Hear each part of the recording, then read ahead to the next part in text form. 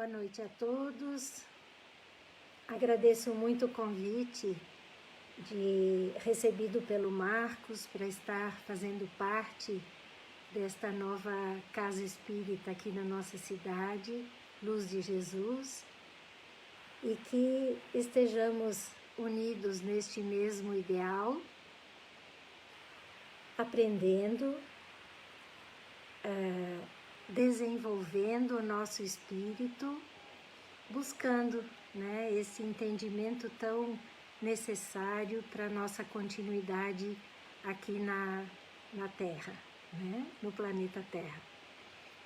Então, vamos iniciar com a prece de abertura.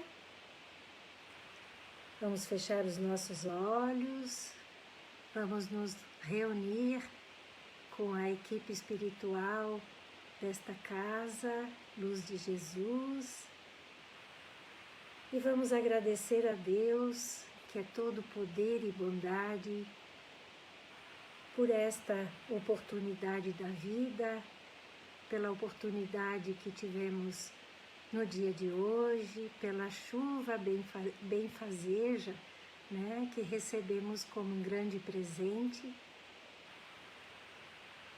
E assim, nós podermos aprender com a palestra da noite de hoje e dar sequência aos nossos aprendizados terrenos e espirituais. Bom, a proposta para a noite de hoje, para a nossa reflexão, é sobre este livro, Mudança de Rumo. É um livro muitíssimo interessante e eu gostaria de recomendar a leitura, porque é um grande aprendizado para todos nós. Mas vamos fazer as reflexões então desta história, que ele traz como exemplo de condução de vida e de reforma íntima, e ele trata de uma experiência de um espírita de quase morte. O nome do nosso protagonista é Belisário, Belisário, ele nasceu numa família espírita e ele havia feito na infância e na adolescência cursos na casa espírita, então ele sabia o beabá, da espiritualidade.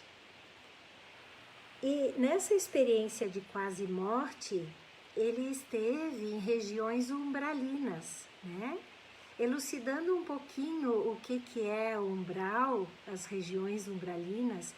É um lugar na espiritualidade onde muitos de nós passaremos um tempo lá, tal qual foi descrito no livro do André Luiz e no filme Nosso Lar, Então, o nosso protagonista, o Belisário, ele sabia, deste lugar na espiritualidade que nós vamos passar um pouco depois do nosso desencarne, pelo nosso grau de evolução.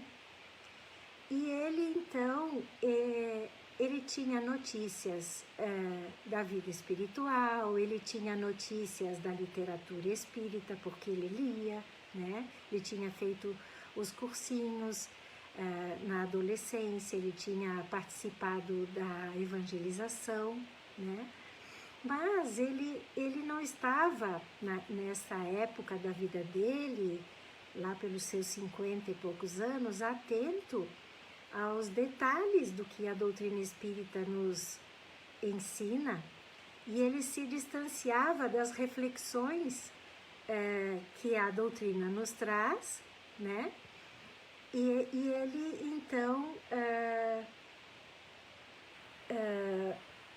ele sabia o que estava acontecendo com ele, mas ele estava muito nervoso, porque ele estava assistindo a uma região muito densa, de nevoeiro muito denso, vegetação rasteira, e ele ouvia vozes lamúrias e vozes impiedosas mesmo, que falavam para ele que ele era um hipócrita, ele era um mau caráter, ele era um bandido, um explorador de fracos, um mentiroso. E ele ficou muito perturbado em ouvir tudo aquilo, né? E ele pensou, puxa vida, mas o que eu estou fazendo aqui, né? Onde é que eu estou? Será que eu morri? E ele perguntava, onde está a minha família? Onde está a minha esposa, a Susana, tão dedicada, os meus filhos? E ele se sentia muito sozinho, né? E num ambiente muito inóspito. E ele sentia fome, ele sentia frio. E ele fugia das agressões em lágrimas, se sentindo muito, muito ameaçado. E ele sempre procurara entender que a sua ligação com a doutrina espírita lhe garantiria um passaporte para paragens mais amenas, né, depois do desencarne. Então, em contato com benfeitores e se reencontrando com pessoas da família que já tinham desencarnado. E ele jamais imaginara que fosse reservado a ele uma experiência dessa ordem, né? Então, Belisário, com 55 anos, ele tinha uma família, ele era empresário, muito bem sucedido, e ele estava passando por aquelas dificuldades e ele dizia, mas como é que pode, né? Isso não é para mim, né? E ele lembrou, na verdade, ele ali lembrou, mas ele não se dera ao trabalho de lembrar, aos 55 anos de vida terrena, que tudo aquilo que ele sabia da doutrina espírita, né? E então, aquilo que muito foi ofertado, né? E que será pedido, porque essas palavras são inclusive de Jesus, né? A quem muito é dado, ofertado, muito será pedido, né? E ele foi vivendo a vida nesses 55 anos, né? Embora muito culto e inteligente, ele nunca atendera a responsabilidade em ser espírita e nem percebera um ponto fundamental, que o conhecimento da verdade implica num compromisso, né? A quem muito é dado, muito será pedido, né? E que a visão da realidade espiritual proporcionada pela doutrina espírita, ela impõe retificações na conduta que jamais ele se dispusera a fazer. E ele ficava sempre em águas de superficialidade nos seus relacionamentos, né? E sem realizar o esforço no sentido de ajustar-se aos valores do Evangelho, conforme sinalizam as obras de Allan Kardec que nós estudamos, né?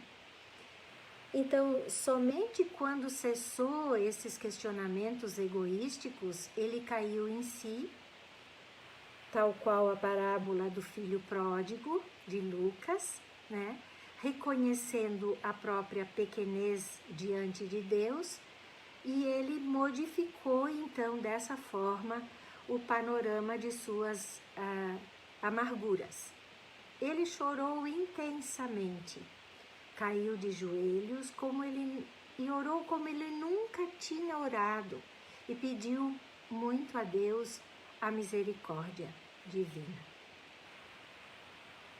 E através da névoa do ambiente e com os olhos marejados de lágrima, eis que surge a figura do Ferreira. Ferreira foi colega dele na casa espírita e o Ferreira acabou desencarnando há uns anos atrás. E aí o Ferreira, sempre dotado de um bom humor, disse, então, meu velho Belisário, está gostando deste espada-alma? Né? Olha, espada-alma. E o nosso personagem, né, o Belisário, identificou de pronto, né, o Ferreira, né? Então, Belisário perguntou se ele já tinha voltado à espiritualidade e se ele estaria num tenebroso inferno. O socorrista falou que ali era somente um spa, que ele estava assim por um tempo somente, para queimar as gorduras espirituais adquiridas nos excessos da romagem humana, lugar compatível com as necessidades espirituais de Belisário, né? Então, nós estamos vendo que o Ferreira não deu moleza para o Belisário, né? Ele falou ipsis literis aquilo que Ferreira sabia que estava acontecendo e também pelo conhecimento, né, de como era esse nosso protagonista. E ele fala: nossas ações, nossa maneira de ser, nossas iniciativas determinam o peso específico da nossa alma e a região para onde a morte nos transportará. Sua densidade espiritual, a densidade espiritual do Belisário, o remeteu para essas paragens inóspitas, onde estagiam os que não cultuaram a dignidade da vida, nem respeitaram os desígnios do Senhor. Olha aqui, que aprendizado importante. E Belisário se ancora em defesas, dizendo que ele não foi criminoso, nem irresponsável, e que ele viveu de acordo com a sua consciência. E Ferreira continuou: como ocorre com todos os homens desligados dos valores espirituais, você fez uma apreciação ligeira de si mesmo, Belisário. Mas a realidade é diferente. Faltou-lhe encarar com seriedade as responsabilidades da jornada terrena. Sua existência sempre foi orientada pelos interesses pessoais, sob a inspiração do egoísmo, mesmo no círculo familiar, onde somos convidados a mudar a conjugação do verbo de nossas ações. Olha que bonito isso. Da primeira pessoa do singular para a primeira pessoa do plural. Então, nós somos na família ensinados, ao invés de conjugar o eu, de conjugarmos o nós, né? Estamos juntos, estamos na mesma família e num grau de igualdade no sentido de estarmos aqui contando com esta grande escola para a nossa evolução. E Ferreira continuou: é natural que agora se veja onde está, num purgatório compatível com o tipo de vida que você levou. E Belisário continuava argumentando com Ferreira, falando que sempre cuidou dos seus familiares, que ele cuidava também dos funcionários da sua indústria e que ele não explorava nenhum deles, e sempre continuando falando sobre a visão dele, né? E o espírito amigo continuou: as medidas de densidade espiritual, elas são tão exatas quanto uma balança de precisão. O fato de você chumbar-se nestas paragens significa que o juízo que faz de si mesmo não é compatível com a realidade das suas ações, nem exprime uma vivência orientada na ótica cristã. E não contente com o que o Ferreira falava, ele ainda perguntou: será que a minha vida foi uma farsa? Eu me considerava um homem de bem. E Ferreira então esclarece o que é um homem de bem. E coloca numa tela, eu acredito assim, numa tela de multimídia, a questão do Livro dos Espíritos, 918, do Livro dos Espíritos de Allan Kardec. E que diz o seguinte: o verdadeiro homem de bem é o que pratica a lei de justiça, de caridade e amor na sua maior pureza. se interroga a própria consciência sobre os atos que praticou, perguntará se não violou essa lei, se não fez o mal, se não fez todo o bem que podia, e se ninguém tem motivos para se queixar dele, enfim, se ele fez aos outros o que ele gostaria que fosse feito para si. Outra, imbuído do sentimento de caridade e de amor ao próximo, faz o bem pelo bem, sem esperar recompensa, e sacrifica os seus interesses à justiça, às leis de Deus, né? É bondoso, humanitário, benevolente para com todos, porque vê em todos os seus irmãos, sem distinção, sem preconceito, sem crenças. É bondoso, humanitário, benevolente para com todos, porque vê irmãos em todos os homens, sem distinção de raças e nem crenças. Se Deus lhe concedeu o poder e a riqueza, considera essas coisas como um depósito e que deve usar para o bem. Delas não deve se envaidecer por saber que Deus lhe deu tudo isso, porque também pode o retirar. E se a ordem social colocou os homens sob sua dependência, trata-os com bondade e benevolência, porque são seus iguais perante Deus. Usa de sua autoridade para lhes levantar o moral e não para esmagá-los com o seu orgulho. É indulgente para com as fraquezas alheias, porque sabe que ele mesmo precisa de indulgência dos outros e se lembra dessas palavras do Cristo: aquele que estiver sem pecado, que atire a primeira pedra. Não é vingativo, a exemplo de Jesus, perdoa as ofensas, para lembrar dos benefícios, pois sabe que será perdoado à medida que houver perdoado. Respeita, enfim, os seus semelhantes, todos os direitos que as leis da natureza lhe concedem, como gostaria que respeitassem os seus. E daí, neste momento, Ferreira desliga o aparelho e pergunta: você ainda se considera um homem de bem?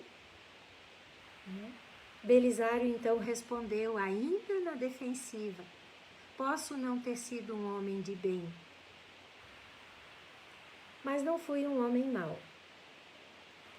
E aí acontece uma regressão sob indução hipnótica, através de passes magnéticos. Ferreira, então, pede para a equipe espiritual que está ali próxima, neste auxílio, né? Para que Ferreira, então, possa ter acesso à vida que ele teve nos 7 dias, pelo menos nos 7 dias que antecederam o mal súbito que ele teve e que o levou a essa percepção de quase morte no umbral, né? Então, o que Belisário pôde perceber? Que na segunda-feira daquela semana ele teve um mal-estar, que eu já vou contar para vocês como é que foi, num sábado. Então, a semana que se seguiu, na segunda-feira, ele acordou, né? E a esposa dele o acordou antes e disse: Belisário, será que você pode levar o nosso filho à escola? E ele falou: olha, não vai ser possível, porque hoje tem um dia muito cheio e eu tenho as minhas responsabilidades e você tem as suas. E ela disse: mas é que eu acordei com uma dor de cabeça muito forte e eu gostaria, se você pudesse, né, levar o nosso filho para a escola. E ele disse: não, você tem as tuas funções e eu tenho as minhas. Então, no universo egocêntrico de Belisário não havia uma possibilidade de mudança, de quebra dessa rotina tão rígida, né, que envolvesse uma interrupção dos compromissos que eram da alçada dele. E ele entendia que a A responsabilidade dele era de trabalhar e trazer o sustento para a família, e a questão de levar o filho à escola, os filhos à escola, era uma função da família. O que Belisário confundia? Ele confundia o favor com uma concessão à indisciplina. Então, pela forma rigorosa como ele levava a função dele e as funções de cada um na família. Tá?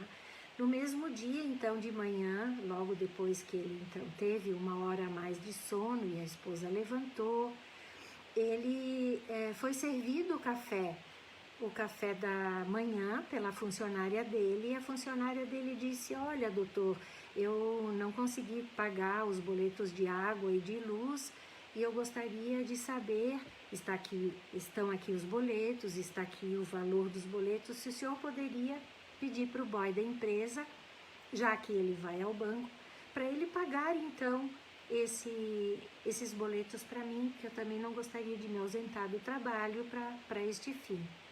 E ele disse: não, você tem as suas contas, eu tenho as minhas, e cada um vai ficar nas suas funções.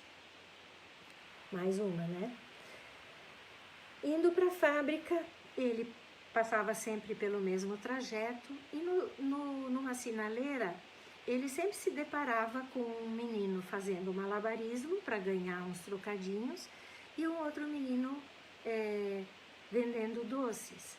E ele começou as conjecturações, e por que o governo não dá conta disso, como é que crianças dessa idade, adolescentes, pré-adolescentes, estão aqui na rua, não estão na escola. Então, sempre emitindo julgamento, né, e tendo a visão muito radicalmente focada naquilo, na forma como ele pensava, né? E os dias foram se seguindo naquela semana, e como todos nós, na nossa rotina, nós temos oportunidade de aproveitar aqueles momentos para nós fazermos desse momento um momento diferente, né? Um momento onde a gente pode, no aprendizado do cotidiano, lembrar da doutrina espírita e do quanto essa doutrina maravilhosa nos ensina, nos apoia, e colocar um pouco desse aprendizado. Mas com Belisário não era assim, né? Então, naquela semana ele teve dificuldade com inadimplentes, clientes inadimplentes, e ele sempre foi muito rigoroso, já mandava para cartório, para protestar os títulos, etc. Com os funcionários dele, ele era irredutível, né? Tudo muito estacado, né? Dentro de uma visão muito focal, né? Muito rígida. E ele também teve a oportunidade naquela semana de estar negociando com uma pessoa. Ele ia fazer um grande negócio, ele ia comprar uma pequena fazenda por um preço muito mais em conta, porque a pessoa estava com muitas dívidas, né? E a pessoa, dono dessa pequena fazenda, ela estava muito triste porque a fazenda tinha sido construída pelo pai, né? E ele não queria se desfazer da fazenda, mas ele precisou então vender, e Belisário, aproveitando o momento, ele estava negociando para comprar, né? Então, e assim foi a semana de Belisário. No sábado, era costume dele estar jogando futebol no clube, né? E ele foi lá jogar futebol, como era habitualmente ele fazia, e num dado momento ele acabou discutindo com o juiz, né, que estava apitando o jogo. E ele se incomodou e ficou bravo, né? Sempre do jeito do Belisário, e ele teve um desmaio, né? Ele desmaiou. E ele foi, então, levado para o hospital, né? E aí nós vamos lembrar agora da experiência de quase morte do Belisário no umbral, E aí, então, depois do Belisário ter tido acesso a essa semana que aconteceu o mal-estar dele, né? Ferreira, né, na espiritualidade, lá no umbral, tirou o Belisário do transe, né? Para que ele pudesse entender como é que foi que ele viveu, né, naquela última semana. E Belisário, então, constatou os equívocos, né? Ele quebrou as defesas, né? E ele constatou os equívocos e ele disse, nossa, quanta cegueira, quantas iniquidades eu cometi, como eu errei essa semana. E aí Ferreira falou o seguinte, Belisário, isso só foi um apanhado dos teus 55 anos de vida, né? Então, você, com esse tempo que você já viveu na carne, meio século de existência, e você só teve acesso a esses 7 dias, né, que antecederam teu mal-estar. E Ferreira diz, Belisário, não é somente você que passa desta forma por um período reencarnatório, fazendo o bem, mas porém cometendo mais erros do que acertos, né? Grande parte da finalidade da reencarnação relaciona-se com a necessidade de reparar faltas pretéritas, de corrigir desvios lamentáveis. Infelizmente, no estágio atual de evolução, nós voltamos à Terra, veja só, mais para consertar do que para edificar. Então, nós ainda estamos reencarnando para consertar aquilo que não foi bem feito em encarnações anteriores, né? E Belisário reconheceu por quais motivos ele foi parar, então, no spa da alma, no umbral. Ele reconhecia os interesses pessoais frente ao imediatismo terrestre, que foram o motor para aquelas iniciativas. Eu fui um louco, dizia ele, jogando fora as oportunidades que me foram concedidas. Ferreira, então, continuava dizendo que as virtudes humanas, elas são precárias, mas prevalece o egoísmo. Você não é o único, né? Poucos são os humanos que escapam dessa passagem, né? Como eu disse no início, a grande maioria de nós vai passar um período no umbral depois do desencarne. E é preciso que nós reconheçamos os delitos, fazer a reflexão necessária e entender quais os reais propósitos de estarmos aqui. Eu trago aqui também um trechinho do livro de André Luiz, Missionários da Luz, onde ele fala da reencarnação, dizendo que nós recebemos um corpo nas concessões do reencarnacionismo. Não é ganhar um barco para uma nova aventura, ao acaso das circunstâncias, mas significa responsabilidade definida nos serviços de aprendizagem, elevação ou reparação nos esforços evolutivos ou redentores. Nós não estamos aqui de férias, né? Nós estamos aqui e nós temos muitas bênçãos. Olha o planeta que nós habitamos e o que nós estamos fazendo com ele. Né? Quantos cuidados a mais nós precisamos ter para preservar esta bendita natureza, a terra, o solo, as águas, as árvores. A gente lembra de agradecer a Deus por este planeta magnífico que a gente mora, com tantas belezas naturais. A gente precisa lembrar disso. A gente precisa agradecer por isso. Então, voltando à história de Belisário, Belisário começa a chorar muito por perceber o tempo de vida que ele perdeu, que foi direcionado para tudo que envolve o estado de egoísmo. E ele reflete em voz alta: quem me dera poder ter percebido enquanto encarnado a visão objetiva que você, Ferreira, me proporcionou realizando todas essas reflexões e trazendo à tona os meus devaneios.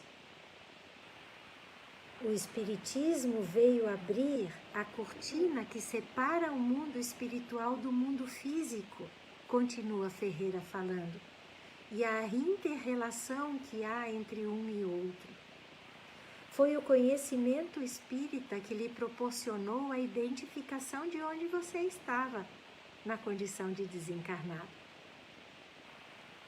E Belisário então começa a reconhecer o que estava acontecendo com ele, e ele dizia: mas eu não estou pronto para reencarnar. Então Ferreira anunciou que ele continuaria reencarnado e que ele iria prosseguir na jornada humana, porém plenamente consciente das experiências que ele teve no spa da alma, as experiências de quase morte. Todos os reconhecimentos dos equívocos apresentados também ficaria bem consciente para ele lembrar de qual a função que ele tem aqui na Terra e que nós temos também. E foi alertado a ele que a responsabilidade seria dobrada por estar esclarecido o que o espera e o que ele precisa mudar o rumo da vida. E o período de experiência de quase morte foi o tempo em que Belisário estava sendo reanimado pelos médicos, porque ele teve o infarto e ele estava sendo reanimado pelos médicos, mas o coração dele parou.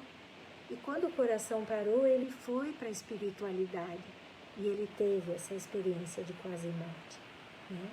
Mas os médicos conseguiram trabalhar eficazmente com ele e o coração dele voltou a bater, né? E não foi um período muito grande, porque a gente sabe que não pode, né? Mas como o tempo na espiritualidade, ele corre de uma maneira diferente do nosso tempo aqui no planeta Terra, ele conseguiu habilitar, né? Os médicos conseguiram desenvolver as funções cardíacas e ele voltou a viver, né? E ainda Belisário, né, ainda estava próximo dele e pôde dizer para ele que ninguém transita pelos caminhos humanos sem o amparo da espiritualidade. E que nós podemos contar muito também nas nossas orações com o auxílio dos anjos protetores, dos nossos guias espirituais, dos nossos mentores espirituais, né? Nós temos nesta conexão aqui do mundo material com o mundo espiritual, que não está longe, está aqui conosco, está aqui do nosso lado. Mas nós temos que ter esta ciência. Nós precisamos reconhecer aquilo que nós fazemos e que muitas vezes não é consciente, gente, né? A gente não tem a consciência dos nossos atos a todo momento, mas estar habilitando esta forma de viver de uma forma mais consciente faz com que a gente tenha mais responsabilidade nos nossos atos, responsabilidade na maneira como a gente vai fazer aquilo que precisa ser feito no nosso dia a dia, mas sabendo da conexão que nós temos com a espiritualidade e sabendo da conexão que nós temos com a doutrina espírita. Porque nós elegemos a doutrina espírita para que ela esteja nos alicerçando a nossa caminhada terrena. Então, Ferreira aconselhou o nosso protagonista, Belisário, para que ele começasse a corrigir os deslizes que ocorreram naquela semana antes do infarto, né? E não esquecer da oração e da conexão com a espiritualidade, porque Ferreira falou, nós estamos juntos, nós estamos auxiliando, mas basta que vocês, os encarnados, busquem o auxílio conosco. Vocês têm que fazer a parte de vocês, mas nós podemos auxiliar daqui, da espiritualidade, e muitas vezes é aqui do nosso lado, né? E com ela, Ferreira falou, você vai encontrar a intuição, né? que nos norteia, que nos dá a ideia do que fazer, por onde ir, que caminho tomar. E com certeza a intuição também alimenta a nossa fé. E através da intuição, para que Belisário pudesse então mudar os rumos da existência dele e fazer o que tinha que ser feito, né? Quando Belisário acordou, né, quando Belisário voltou a si, ele viu a esposa do lado, né? E ele começou a chorar muito. Ele começou a chorar muito porque ele se deu conta que estava sendo oportunizado a ele mais um tempo aqui no planeta, né? Então ele agradeceu muito a Deus, a Ferreira, a equipe espiritual, essa oportunidade. Então, 3 semanas após o infarto, que ele retomou a sua rotina de vida, ele acordou a esposa e ele disse, querida, fica na cama que eu vou levar os filhos para a escola. Foi tomar o café dele e ele disse para a funcionária deles, você pode me entregar os boletos de água e luz que eu vou pagar para você? E ele disse para a esposa, eu tenho sido muito negligente com vocês e com os funcionários da empresa, mas eu prometi a mim mesmo que eu vou ser diferente daqui para diante. E assim Belisário foi vivendo as experiências e aproveitando as oportunidades, né? Indo para a fábrica, pelo mesmo caminho, ele percebeu que o malabarista adolescente não estava lá e perguntou ao menino que vendia os doces onde estava o menino malabarista. E o menino dos doces falou, ele está doente, ele está em casa. Belisário então estacionou o carro, pediu para que o menino entrasse e o levasse aonde o malabarista morava. E assim o menino fez, e aí chegaram numa favela, na casa do menino malabarista, numa condição muito, muito precária, a mãe realmente em casa, cuidando dos filhos, e por isso que o menino malabarista fazia o que ele sabia para poder garantir algum sustento para a família, e viu que o menino estava febril e pediu para a mãe do menino se ele poderia levar o menino para um hospital para ele ser atendido, né? E a mãe agradeceu muito e disse que sim, que ela não tinha dinheiro para comprar nada, né? Então, enquanto o menino estava sendo atendido, feitos os exames, Belisário conversou com o médico, né, que é muito amigo dele, e ele disse, olha, eu estou chegando a algumas conclusões da minha vida. Eu penso que aqui na Terra existem 3 tipos de servidores, né? Aqueles que eu considero mercadores, né? Porque a gente tem a oportunidade de ir para a casa espírita e a gente compreende que a gente precisa praticar o bem, né? Que a caridade, ela é uma dádiva de Deus e que nós precisamos aprender, né? Mas muitas vezes nós substituímos a moeda da dor pela moeda do serviço ao próximo, como se nós fôssemos fazer uma troca, né? Que troca é essa? Eu tenho uma dor emocional, eu sofri uma perda, eu preciso muito de um apoio e eu vou para a casa espírita, né? Na casa espírita eu assisto palestras, eu busco a reformulação interior, eu vou fazer caridade, mas é como se fosse uma troca. E não é. E não é. A gente precisa dar sem esperar a retribuição, né? E muitas vezes ainda a gente abandona as tarefas abraçadas quando a gente aprende na casa espírita de que nós podemos ser diferentes, que nós podemos ser caridosos, que nós podemos fazer a caridade moral, que nós podemos fazer a caridade material, né? E Belisário falou para o médico, e existe um segundo estágio, que são os servidores. Os servidores do campo do bem, que têm plena consciência do que deverá ser feito, que eles não aspiram às recompensas, nem as celestes e nem as terrestres, que desejam a aprovação da própria consciência. Eles não precisam dessa aprovação. Fazem o bem porque entendem que ali está a condução de um caminho de vida.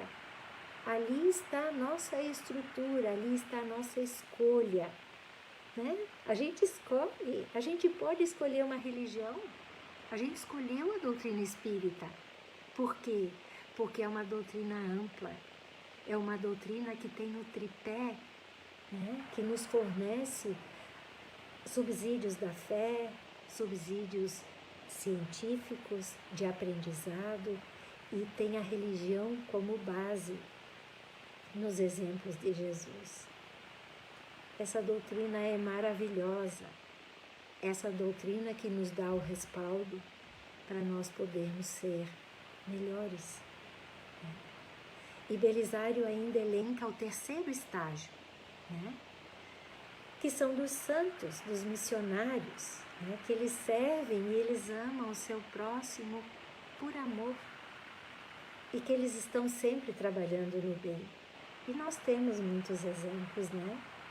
A Madre Teresa de Calcutá, os santos, né? São Francisco de Assis, que é lindo, que tem todo esse trabalho junto às pessoas miseráveis, que ama os pássaros. Então vamos nos inspirar em São Francisco de Assis e conservar a nossa natureza, preservar essa dádiva que nós temos. E o menino, né? Voltando ao menino, ele estava com uma pneumonia bem séria. O Belisário levou o menino para a casa dele, alimentou, hospedou o menino, né? E ele estava com estas práticas do dia a dia baseadas no bem, naquilo que a gente aprende na doutrina espírita.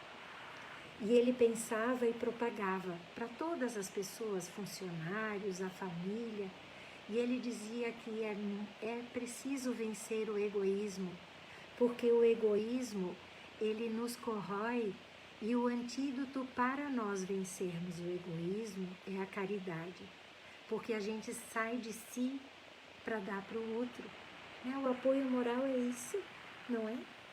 Então a gente sai de si e a gente vai apoiar o outro.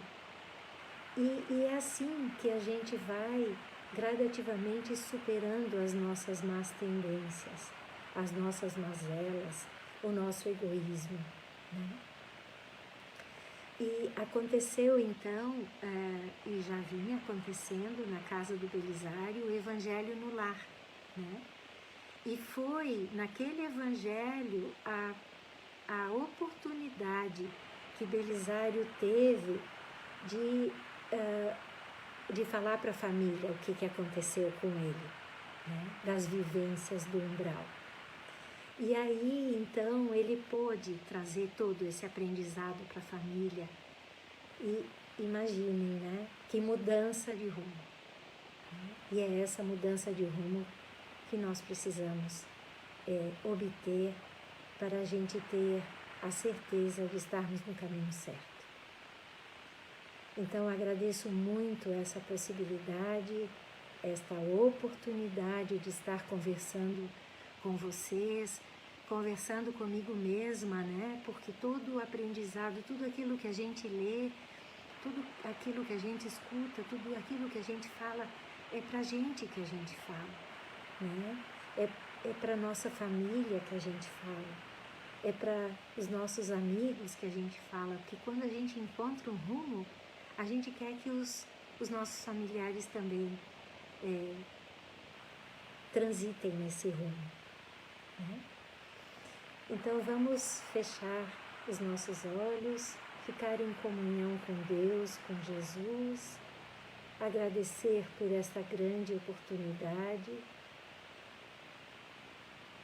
e que esses ensinamentos da noite de hoje possam fazer parte do dia a dia, que nós possamos pensar em Belisário como um exemplo a ser seguido e que tenhamos a cada dia, a cada nova oportunidade de colocar os ensinamentos da doutrina espírita na nossa prática diária. Aproveito a oportunidade também para parabenizar a todas as mães que estão aqui conosco, as mães que não podem estar, as mães que estão talvez hospitalizadas, todas as mães da nossa cidade. Que Deus e Jesus continue abençoando a maternidade como essa grande oportunidade de nos fornecer a escola da vida. Muito obrigada a todos, um feliz Dia das Mães a todos, um grande agradecimento por este grande papel que é ser mãe, e muito obrigada por hoje, pela presença de vocês, por estarmos juntos. Que assim seja.